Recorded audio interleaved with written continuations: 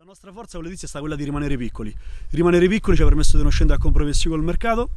ma bensì facciamo i vini che piacciono a noi. Quanti ettari avete? Noi attualmente abbiamo circa 7 ettari e questo ci permette di curare tutto, dalla potatura all'imbottigliamento facciamo tutto quanto noi, per due motivi. Uno, perché comunque purtroppo non si trova manodopera specializzata, e il secondo motivo perché comunque riusciamo a curare tutto e quindi riusciamo a fare quello che vogliamo noi. E da lì praticamente con l'edilizia abbiamo deciso appunto di intraprendere questa avventura, e le prime cose che abbiamo fatto tra il 2002 e il 2007 è stata quella di estirpare i vigneti che aveva fatto mio padre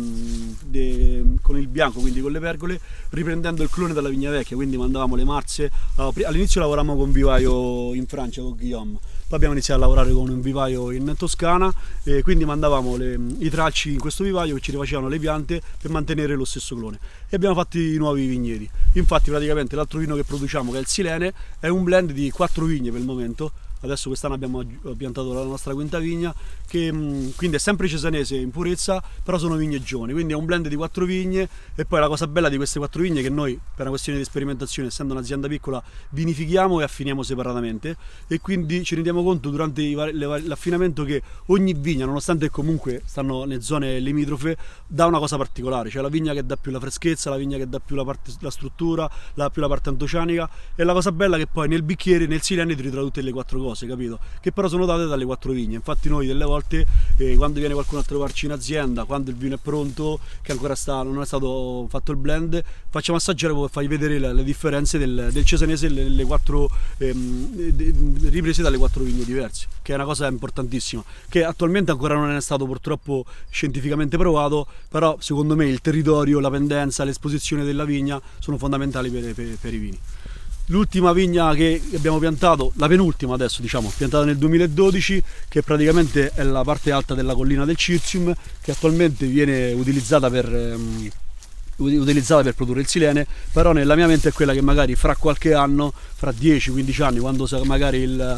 sarà pronta, diventerà anche questa una vigna del Circium. Infatti l'idea è stata quella di, come sistema di potatura, fare sempre il ventaglio, che è lo stesso sistema che veniva fatto anche qua ad Olevano, e abbiamo utilizzato lo stesso portainnesto che è stato utilizzato su questa vigna, che è il 420A, e vabbè, come ho detto prima, è stato utilizzato lo stesso portainnesto, in quanto praticamente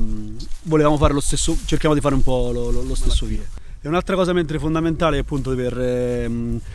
i cesanesi d'Olevano è il terreno. Noi stiamo su terreni d'origine vulcanica, una terra rossa d'origine vulcanica, adesso è un po' bagnata, magari non si vede bene, però praticamente la cosa bella è che abbiamo fatto degli studi con l'Università di Geologia di Tor Vergata a Roma, e ci hanno spiegato che praticamente Olevano è il paese più a ridosso dei castelli, e quindi le eruzioni che ci sono state dal lago di Castel Gandolfo praticamente hanno influenzato i nostri terreni, e questo fa sì che il cesanese di Olevano in determinate zone come questa qua non vengono vini troppo strutturati, troppo complessi, ma bensì sono vini più esili. Praticamente noi che facciamo?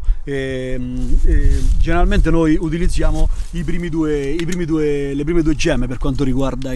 la potatura. Noi facciamo doppia potatura, nel senso che podiamo, la prima volta che passiamo, podiamo a 6-7 gemme, perché praticamente la vigna che fa, quando germoglia dall'apice, quindi generalmente le prime 2 gemme che servono a noi non germogliano. Quindi che succede? Che se dovesse venire un inverno caldo e quindi germoglia, se poi dovesse venire una gelata primaverile e quindi gelare le prime gemme, a noi non ci interessa, perché poi dopo i primi di maggio ripassiamo a tagliare il tralcio, e quindi abbiamo un ritardo di circa 15 giorni per quanto riguarda il germogliamento della pianta, circa 10 giorni per quanto riguarda la vendemmia, però soprattutto non abbiamo problemi di gelate. Secondo me Roma adesso, per quanto riguarda il cesanese, è pronta. Adesso diciamo c'è una cosa inversa che a me un po' mi dà fastidio sta cosa. Adesso tutti quanti, il cesanese adesso è diventato il vino rosso del Lazio, tutti quanti, diciamo, quello che c'ha più appeal commerciale, e purtroppo tante aziende, soprattutto le aziende quelle più commerciali, adesso con la possibilità che gli hanno dato di fare i GT cesanese, tante aziende adesso fanno queste etichette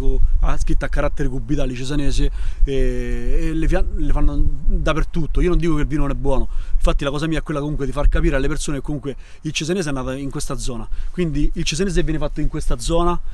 dove è nato praticamente, c'ha delle peculiarità che in altri vini, per carità, non dico che sono cattivi, però comunque non c'entra niente con i cesanesi che vengono fatti in questa zona. Allora, Silene e Cirzio perché per il discorso che vi facevo prima, nel senso che come noi siamo molto legati al vitigno e al territorio, e quindi volevamo dare al vino un nome legato al vitigno e al territorio. Quindi Silene e Cirzio sono piante, fiori spontanei che nascono in mezzo alla vigna. Quello più conosciuto è il Cirzio, che sarebbe praticamente il cardo. Qui da noi praticamente l'estate nascono queste piante piccoline, dei cardi piccolini, e infatti sull'etichetta del Cirsium c'è disegnato